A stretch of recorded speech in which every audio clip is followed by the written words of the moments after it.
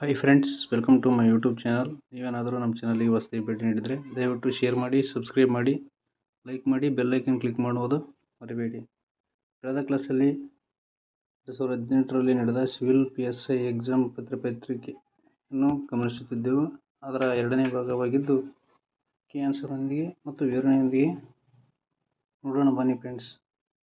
16ನೇ question, ನಾಗರಿಕ ರಾಷ್ಟ್ರೀಯ ನೋಂದಣಿಯ ಮೊದಲ ಕರಡು ಯಾವ ರಾಜ್ಯಕ್ಕೆ ಬಿಡುಗಡೆಯಾಯಿತು? ಅಂದರೆ NRC ಬಿಡುಗಡೆಯಾಗಿದ್ದು ಯಾವ ರಾಜ್ಯಕ್ಕೆ ಅಂದರೆ ಅಸ್ಸಾಂ ರಾಜ್ಯಕ್ಕೆ. ಅಸ್ಸಾಂ ರಾಜ್ಯದ ಬಗ್ಗೆ ನೋಡಿದಾಗ ಅಸ್ಸಾಂ ರಾಜ್ಯದ ರಾಜಧಾನಿ ದಿಸ್ಪುರ್. ಮತ್ತು ಅಸ್ಸಾಂ ರಾಜ್ಯದ ನೃತ್ಯಗಳು ಅಂದರೆ ಬಿಹು, ಸಾತ್ರಿಯಾ ಮತ್ತು ಉಸಿರ್ ನೃತ್ಯ ಅಸ್ಸಾಂ ರಾಜ್ಯಕ್ಕೆ ಸಂಬಂಧಿಸಿದೆ.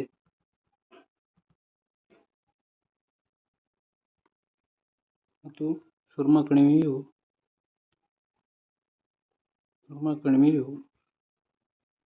ಅಸ್ಸಾಂ ರಾಜ್ಯಕ್ಕೆ ಸಂಬಂಧಿಸಿದೆ. ಮತ್ತು ದಿಗ್ಬೈ ಪೆಟ್ರೋಲಿಯಂ ಶುದ್ಧೀಕರಣ ಘಟಕವು ಅಸ್ಸಾಂ ರಾಜ್ಯದಲ್ಲಿ ಕಂಡುಬರುತ್ತಿದ್ದು, ಈ ದಿಗ್ಬೈ ಪೆಟ್ರೋಲಿಯಂ ಶುದ್ಧೀಕರಣ ಘಟಕಕ್ಕೆ ಬೊಂಗೈಗಾಂವ್ ಶುದ್ಧೀಕರಣ ಘಟಕ ಎಂದು ನಾಮಕರಣ ಮಾಡಲಾಗಿದೆ. ಅಸ್ಸಾಂ ರಾಜ್ಯದಲ್ಲಿ ಲೋಕಪ್ರಿಯ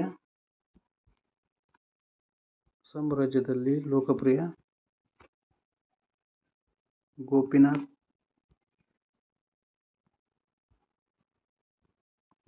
ಬಾರ್ಡೋಲಿ ಅಂತಾರಾಷ್ಟ್ರೀಯ ವಿಮಾನ ನಿಲ್ದಾಣ ಕಂಡುಬರುತ್ತದೆ.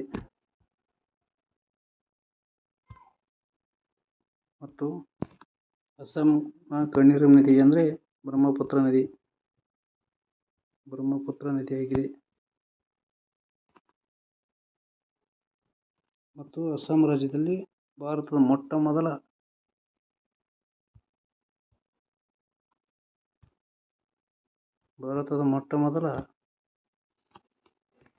ಮುಸ್ಲಿಂ ಮಹಿಳಾ ಮುಖ್ಯಮಂತ್ರಿ ಸೈಯದ್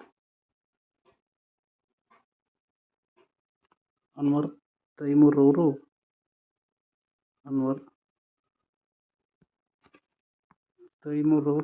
ಮುಖ್ಯಮಂತ್ರಿಯಾಗಿದ್ದರು. ಭಾರತದ ಮೊಟ್ಟ ಮೊದಲ ಮುಸ್ಲಿಂ ಮಹಿಳಾ ಮುಖ್ಯಮಂತ್ರಿ ಸೈಯದ್ ಅನ್ವರ್ ತೈಮೂರ್ ಆಗಿದ್ದರು. ಎಷ್ಟರಲ್ಲಿ ಅಂದರೆ 1980ರಲ್ಲಿ. ಮತ್ತು ಅಸ್ಸಾಂ ರಾಜ್ಯವು GST ಮಸೂದೆಗೆ ಅಂಗೀಕಾರ ನೀಡಿದ ಮೊದಲ ರಾಜ್ಯವಾಗಿದೆ. ಮತ್ತು ಅಸ್ಸಾಂ ರಾಜ್ಯದಲ್ಲಿ ಭಾರತೀಯ ಸೇನೆಯು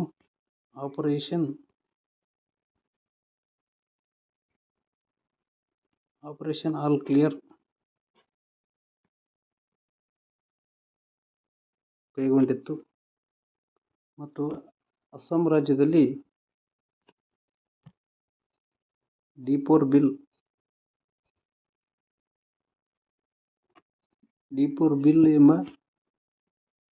ಬಿಲ್ ಎಂಬ ತೇವಾಯುತ ಪ್ರದೇಶ ಕಂಡುಬರುತ್ತದೆ. ಮತ್ತು ಅಸ್ಸಾಂನಲ್ಲಿ ಓಲಾಗ್ ಗಿಬ್ಬನ್ ಎಂಬ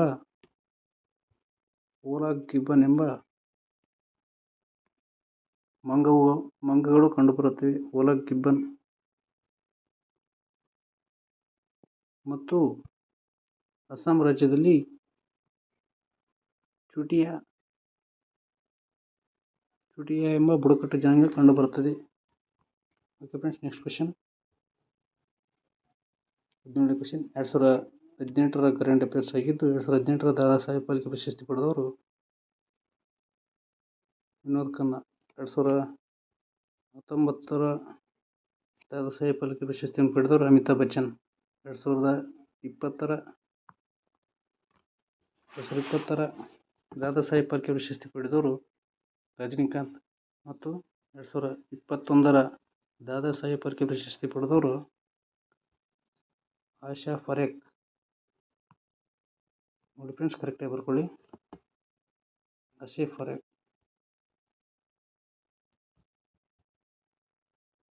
ಓಕೆ ಫ್ರೆಂಡ್ಸ್, ನೆಕ್ಸ್ಟ್ ಕ್ವಶನ್. 18ನೇ ಕ್ವಶನ್. ಜಪಾನ್ನ ದ್ವೀಪ ಸಮುದಾಯದ ಯಾವ ದ್ವೀಪದಲ್ಲಿ ಹಿರೋಶಿಮಾ ಮತ್ತು ನಾಗಸಾಕಿ ನಗರಗಳು ಕಂಡುಬರುತ್ತವೆ? ಅಂದರೆ ಈ ಕ್ವೆಶನ್ಗೆ ಆನ್ಸರ್ ಓನ್ಶೂದಲ್ಲಿ ಹಿರೋಶಿಮಾ ನಗರ ಕಂಡುಬರುತ್ತದೆ ಮತ್ತು ಕ್ಯೂಶೋದಲ್ಲಿ ನಾಗಸಾಕಿ ದ್ವೀಪ ಕಂಡುಬರುತ್ತದೆ. Okay friends, next question. ಈ ಕೆಳಗಿನವರಲ್ಲಿ ಯಾರು ಪಟ್ಟದಕಲ್ಲು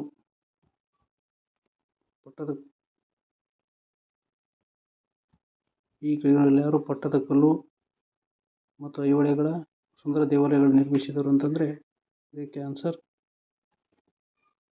ಚಾಲುಕ್ಯರು ಬಗ್ಗೆ ನೋಡಿದಾಗ ಇವರು 500ರಿಂದ 757 ಬಗ್ಗೆ ಆಡಳಿತ ನಡೆಸಿದ್ದಾರೆ ಮತ್ತು ಕರ್ನಾಟಕವನ್ನು ಆಡಳಿತ ನಡೆಸಿದ ಮೊಟ್ಟ ಮೊದಲ ಸಾಮ್ರಾಜ್ಯವಾಗಿದೆ. ಕರೆಕ್ಟಾಗಿ ನೋಡಿ ಫ್ರೆಂಡ್ಸ್, ಕರ್ನಾಟಕವನ್ನು ಆಡಳಿತ ನಡೆಸಿದ ಮೊಟ್ಟ ಮೊದಲ ಸಾಮ್ರಾಜ್ಯ ಅಂದರೆ ಚಾಲುಕ್ಯ ಸಾಮ್ರಾಜ್ಯ. ಮೊಟ್ಟ ಮೊದಲ ಮನೆತನ ಅಂದರೆ ಶಾತವಾಹನರು ಆಗಿದ್ದಾರೆ. ಮತ್ತು ಮಹಾಕೂಟ ಸ್ತಂಭ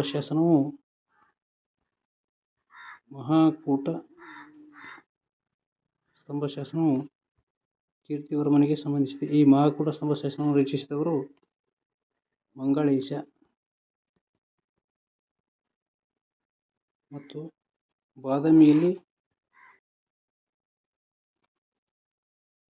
4 ಗುಹೆಗಳು ಕಂಡುಬರುತ್ತಿದ್ದು ಅವು ಕೂಡ ಬಾದಾಮಿ ಚಾಲುಕ್ಯರಿಗೆ ಸಂಬಂಧಿಸಿದೆ. ಮತ್ತು ಚಾಲುಕ್ಯ ಕಲೆ ಪಿತಾಮಹ ಎಂದು ಮಂಗಳೇಶನನ್ನು ಕರೆಯುತ್ತಾರೆ.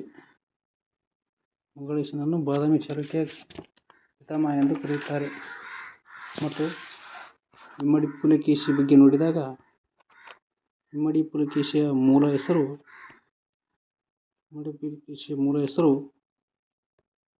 ಯೆರೆಯ ಅಂತ. ಮತ್ತು ಇಮ್ಮಡಿ ಪುಲಕೇಶಿ ವೆಂಗಿ ಪ್ರಾಂತ್ಯದ ಮುಖ್ಯಸ್ಥನನ್ನಾಗಿ ಯಾರನ್ನು ನೇಮಿಸ್ತಾರೆ ಅಂದರೆ ವಿಷ್ಣುವರ್ಧನ. ಇದು ಆಲ್ರೆಡಿ ಕ್ವಶನ್ ಆಗಿದೆ ನೋಡಿ ಫ್ರೆಂಡ್ಸ್, ಓದ್ ಕ್ವಶನ್ ಪೇಪರ್ನಲ್ಲಿ ವಿಷ್ಣುವರ್ಧನ. ಮತ್ತು ಇಮ್ಮಡಿ ಪುಲಕೇಶಿಯು ಪುಲ್ಲಲೂರು ಕದನದಲ್ಲಿ ಪಲ್ಲವರ 1ನೇ ಮಹೇಂದ್ರವರ್ಮನನ್ನು ಸೋಲಿಸಿದನು. ಪುಲ್ಲಲೂರು ಕದನದಲ್ಲಿ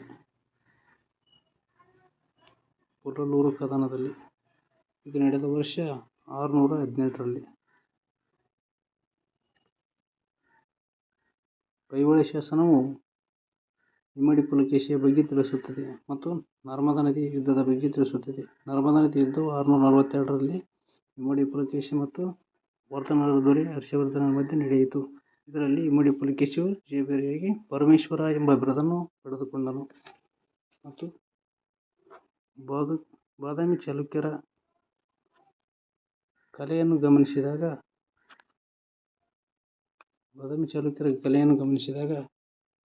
ವಿರೂಪಾಕ್ಷ ದೇವಾಲಯವನ್ನು ನಿರ್ಮಿಸಿದವರು ಲೋಕಮಹಾದೇವಿ. ಇದು ಆಲ್ರೆಡಿ ಕ್ವಶನ್ ರೇಸ್ ಆಗಿದೆ ನೋಡಿ ಫ್ರೆಂಡ್ಸ್. ಮತ್ತು ಐಹೊಳೆಯನ್ನು ದೇವಾಲಯಗಳ ತೊಟ್ಟಿಲು ಎಂದು ಕರೆಯುತ್ತಾರೆ. ಮತ್ತು ಕೌಮುದಿ ಮಹೋತ್ಸವ ಎಂಬ ಕೃತಿಯನ್ನು ಅಥವಾ ಕಾದಂಬರಿಯನ್ನು ಬರೆದವರು ವಿಜಯ ಭಟ್ಟಾರಿಕೆ. ಮತ್ತು ವಿಜಯ ಭಟ್ಟಾರಿಕೆಯ ಬಿರುದುಗಳೆಂದರೆ ಅಭಿನವ ಸರಸ್ವತಿ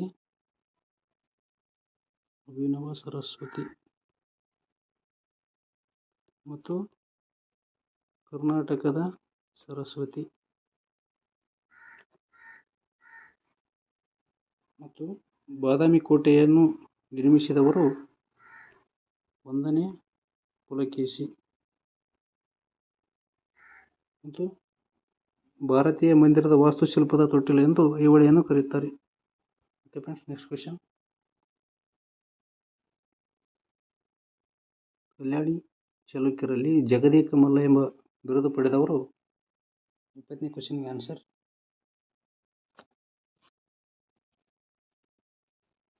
ಜಯಸಿಂಹ II.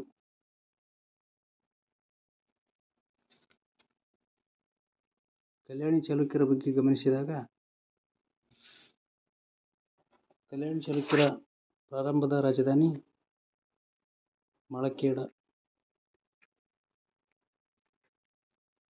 ಮತ್ತು ರನ್ನನಿಗೆ ಆಶ್ರಯ ನೀಡಿದವರು ಕಲ್ಯಾಣಿ ಚಾಲುಕ್ಯರ ಸತ್ಯಾಶ್ರಯ ಇರುವ ಬೇಡಂಗ. ಸತ್ಯಾಶ್ರಯ ಇರುವ ಬೇಡಂಗ ರನ್ನನಿಗೆ ಆಶ್ರಯ ನೀಡಿದ್ದನು. ಮತ್ತು ರನ್ನನ ಪ್ರಮುಖ ಕೃತಿಗಳಂತಂದರೆ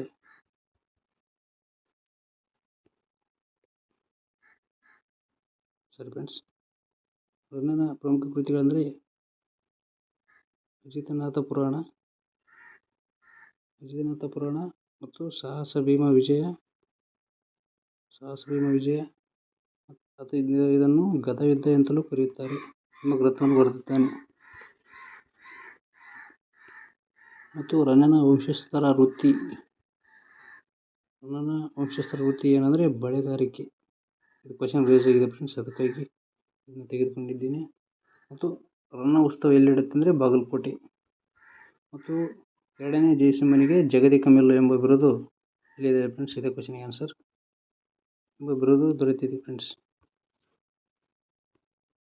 ಮತ್ತು ಕಲ್ಯಾಣಕ್ಕೆ ರಾಜಧಾನಿಯನ್ನು ವರ್ಗಾಯಿಸಿದವರು 1ನೇ ಸೋಮೇಶ್ವರ. ಮಳಖೇಡದಿಂದ ಕಲ್ಯಾಣಕ್ಕೆ ರಾಜಧಾನಿಯನ್ನು ವರ್ಗಾಯಿಸಿದವರು 1ನೇ ಸೋಮೇಶ್ವರ.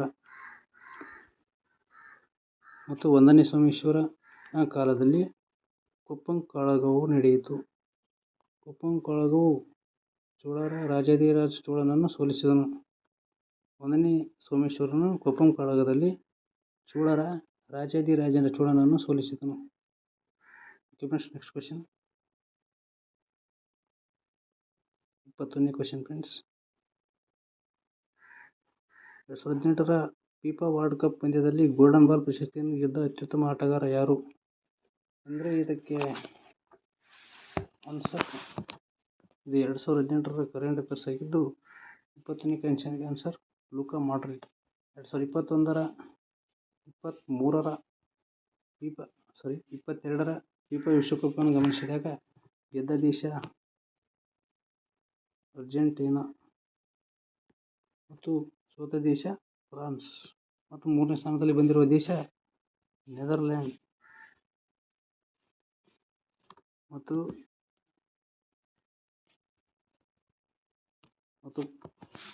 ಫಿಫಾ ಫುಟ್ಬಾಲ್ನಲ್ಲಿ ಗೋಲ್ಡನ್ ಬಾಲ್ ಗೆದ್ದವರು ಲಿಯೋನೆಲ್ ಮೆಸ್ಸಿ. ಮತ್ತು ಗೋಲ್ಡನ್ ಬೂಟ್ ಪಡೆದವರು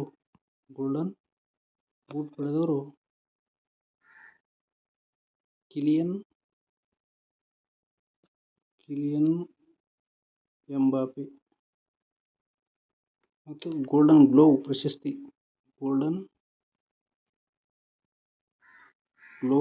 ಪಡೆದವರು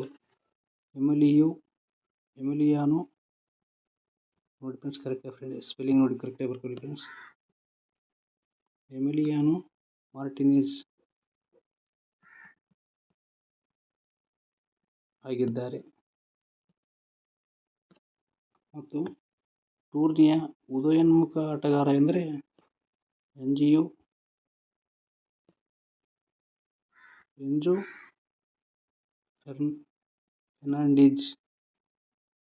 ಫೆರ್ನಾಂಡಿಸ್. ನೆಕ್ಸ್ಟ್ ಕ್ವಶನ್,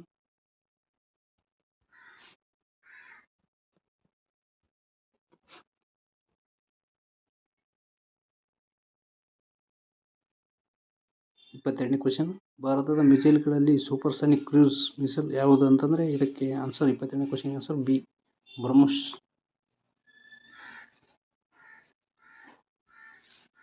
ಕ್ರೂಸ್ ಕ್ಷಿಪಣಿಗಳ ಬಗ್ಗೆ ಗಮನಿಸಿದಾಗ ಈ ಕ್ಷಿಪಣಿಯು ಭೂಮಿಗೆ ಸಮಾನಾಂತರವಾಗಿ ಚಲಿಸುತ್ತದೆ. ಮತ್ತು ಕ್ರೂಸ್ ಕ್ಷಿಪಣಿಯು ಆಮ್ಲಜನಕ ಸಹಿತ ಇಂಧನೀಕೃತ ಕ್ಷಿಪಣಿಯಾಗಿದೆ. ಬ್ಯಾಲಿಸ್ಟಿಕ್ ಕ್ಷಿಪಣಿ ಆದರೆ ಆಮ್ಲಜನಕ ರಹಿತವಾಗಿದೆ. ಕ್ರೂಸ್ ಕ್ಷಿಪಣಿಯಲ್ಲಿ 3 ವಿಧಗಳು ಬರುತ್ತವೆ. ಅದರಲ್ಲಿ ನಿರ್ಭಯ್, ಬ್ರಹ್ಮೋಸ್ 1 ಮತ್ತು ಬ್ರಹ್ಮೋಸ್ 2. ಇದು ಸಬ್ಸಾನಿಕ್ ಆಗಿದೆ, ಮತ್ತು ಇದು ಸೂಪರ್ ಸಾನಿಕ್ ಆಗಿದೆ. ಬ್ರಹ್ಮೋಸ್ 2 ಇದು ಹೈಪರ್ ಸಾನಿಕ್ ಆಗಿದೆ. ನೆಕ್ಸ್ಟ್ ಕ್ವಶನ್, 23ನೇ ಕ್ವೆಶ್ಚನ್ 2018ರ ಗೋಲ್ಡನ್ ಮ್ಯಾನ್ ಬುಕರ್ ಪ್ರಶಸ್ತಿ ಗೆದ್ದ ಕಾದಂಬರಿ ಯಾವುದಂದರೆ ಇದು 2018ರ ಕರೆಂಟ್ ಅಫೇರ್ಸ್ಗೆ ಆಗಿದ್ದು. 23ನೇ ಕ್ವೆಶ್ಚನ್ಗೆ answer B, the English patient. 2022ರಲ್ಲಿ ಗೋಲ್ಡನ್ ಮ್ಯಾನ್ ಬುಕರ್ ಪ್ರಶಸ್ತಿಯನ್ನು ಪಡೆದವರು ಗೀತಾಂಜಲಿ ಶ್ರೀ. ಇವರ ಈ ಟಾಂಬ್ ಆಫ್ ಸ್ಯಾಂಡ್ ಎಂಬ ಕೃತಿಯು ಮ್ಯಾನ್ ಬುಕರ್ ಪ್ರಶಸ್ತಿಯನ್ನು ಪಡೆದುಕೊಂಡಿದೆ. Okay friends, next question. Nag missile ಅನ್ನು ಅಭಿವೃದ್ಧಿಪಡಿಸಿದ ಸಂಸ್ಥೆ DRDO. ಇದು ಯುದ್ಧ ಟ್ಯಾಂಕ್ ಆಗಿದೆ friends. Okay friends, next question. ಸಂವಿಧಾನದಲ್ಲಿ ಶಿಕ್ಷಣದ ಹಕ್ಕನ್ನು ಒದಗಿಸುವ ಆರ್ಟಿಕಲ್ 21A ಅನ್ನು ಸೇರ್ಪಡಿಸಿದ ತಿದ್ದುಪಡಿ 86ನೇ ತಿದ್ದುಪಡಿಯಾಗಿದೆ friends. Okay friends, next question. ಮತ್ತು ಎಷ್ಟರಲ್ಲಿ ಅಂದರೆ 2002ರಲ್ಲಿ. ಮಹಿಳೆಯರಿಗಾಗಿ ರಾಷ್ಟ್ರೀಯ ಆಯೋಗವು ಡ್ಯಾಶ್ನೊಂದಿಗೆ ಅಂತರ್ಜಾಲದ ಸುರಕ್ಷಿತ ಬಳಕೆಯ ಕುರಿತು ಮಹಿಳೆಯರಿಗೆ ತರಬೇತಿ ನೀಡಲು ಡಿಜಿಟಲ್ ಸುರಕ್ಷತಾ ಕಾರ್ಯಕ್ರಮವೊಂದನ್ನು ಆಯೋಜಿಸಲು ಪಾಲುದಾರಿಕೆ ಹೊಂದಿದೆ. ಅಂದರೆ ಇದು ಅವಾಗಿನ ಕರೆಂಟ್ ಅಫೇರ್ಸ್ ಆಗಿದ್ದು. ಅದಕ್ಕೆ ಆನ್ಸರ್ ಫೇಸ್ಬುಕ್. Next question. ವಿಶ್ವಸಂಸ್ಥೆಯ ಪರಿಸರ ಕಾರ್ಯಕ್ರಮ ಅಥವಾ UNEP ಡ್ಯಾಶ್ ವಿಮಾನ ನಿಲ್ದಾಣವನ್ನು ಜಗತ್ತಿನ ಮೊದಲ ಪೂರ್ಣ ಪ್ರಮಾಣದ ಸೌರಶಕ್ತಿ ವಿಮಾನ ನಿಲ್ದಾಣವೆಂದು ಗುರುತಿಸಿದೆ. ಅಂದರೆ ಇದಕ್ಕೆ answer Cochin. Okay friends, next question. Atal innovation ನಾವೀನ್ಯತೆ ಸಂಸ್ಕೃತಿ ಪ್ರೋತ್ಸಾಹಿಸಲು ಭಾರತ ಸರ್ಕಾರ ಒಂದು ಪ್ರಯತ್ನವಾಗಿದ್ದು ಡ್ಯಾಶ್ದ ಅಡಿಯಲ್ಲಿ ಕೈಗೊಳ್ಳಲಾಗಿದೆ. ಇದು ಅವಾಗಿನ ಕರೆಂಟ್ ಅಫೇರ್ಸ್ ಆಗಿದ್ದು. 28ನೇ ಕ್ವೆಶ್ಚನ್ಗೆ ಆನ್ಸರ್ ನೀತಿ ಆಯೋಗವಾಗಿದೆ. Okay friends, next question. ಇಂದು ಮೂಲತಃ ಇವರು ಡ್ಯಾಶ್ ಅಂದರೆ ಏರ್ ಇಂಡಿಯಾದ ಮೊದಲ CM ಆಗಿದ್ದಾರೆ, ಅಥವಾ ಇತ್ತೀಚೆಗೆ ಸರ್ವೋಚ್ಚ ನ್ಯಾಯಾಲಯದ ನ್ಯಾಯಾಧೀಶರಾಗಿ ಪ್ರಮಾಣವಚನ ಸ್ವೀಕರಿಸಿದ ಮೊದಲ ಮಹಿಳಾ ಹಿರಿಯ ವಕೀಲರಾಗಿದ್ದಾರೆ, ಅಥವಾ ಭಾರತ ಅಡ್ವೊಕೇಟ್ ಜನರಲ್ ಆಗಿ ನೇಮಕಗೊಂಡ ಮೊದಲ ಮಹಿಳೆಯರಾಗಿದ್ದಾರೆ, ಅಥವಾ ಡಿ ಆಪ್ಷನ್ ಭಾರತದ ನಿಯಂತ್ರಕ ಮತ್ತು ಲೆಕ್ಕಪರಿಶೋಧಕರಾಗಿ ನೇಮಕಗೊಂಡ ಮೊದಲ ಮಹಿಳೆಯರಾಗಿದ್ದಾರೆ. 29ನೇ ಕ್ವೆಶ್ಚನ್ಗೆ ಆನ್ಸರ್ ಇತ್ತೀಚೆಗೆ ಸರ್ವೋಚ್ಚ ನ್ಯಾಯಾಧೀಶರಾಗಿ ಪ್ರಮಾಣವಚನ ಸ್ವೀಕರಿಸಿದ ಮೊದಲ ಮಹಿಳಾ ಹಿರಿಯ ವಕೀಲರಾಗಿದ್ದಾರೆ. Next question. ಸಾಗರ್ ಕವಚ್ ಎಂದರೆ ಇದು ಕರಾವಳಿ ಭದ್ರತೆಯಲ್ಲಿ ಲೋಪದೋಷಗಳ ಮೌಲ್ಯಮಾಪನ ಭದ್ರತೆಪಡಿಸಲು ಕಾರ್ಯಾಭ್ಯಾಸ ಕೈಗೊಂಡಿದೆ. ಕರಾವಳಿ ಹೊಂದಿದ ರಾಜ್ಯಗಳು. ಭಾರತದಲ್ಲಿ 9 ರಾಜ್ಯಗಳು ಕರಾವಳಿ ತೀರವನ್ನು ಹೊಂದಿವೆ. ಅದರಲ್ಲಿ ಗುಜರಾತ್ ರಾಜ್ಯವು ಅತಿ ಹೆಚ್ಚು ಕರಾವಳಿ ತೀರವನ್ನು ಹೊಂದಿರುವ ರಾಜ್ಯವಾಗಿದೆ.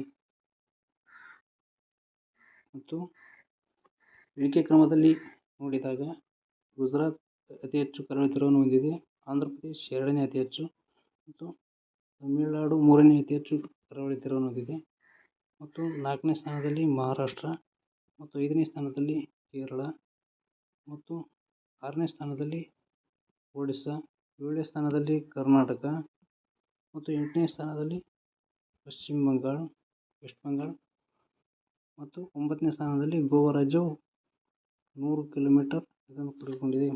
ಇದು 16. ಗುಜರಾತ್ 1600, AP 1000 ಕಿಲೋಮೀಟರ್ ಕರಾವಳಿ ತೀರವನ್ನು ಹೊಂದಿದೆ, ಮತ್ತು ಕರ್ನಾಟಕವು 320 ಕರಾವಳಿ ತೀರವನ್ನು ಹೊಂದಿದೆ. ಇದರಲ್ಲಿ ಉತ್ತರ ಕನ್ನಡ 168 ಕಿಲೋಮೀಟರ್ ಕರಾವಳಿ ತೀರ ಉದ್ದವನ್ನು ಹೊಂದಿದೆ. ಮತ್ತು ನೆಕ್ಸ್ಟ್ ಉಡುಪಿ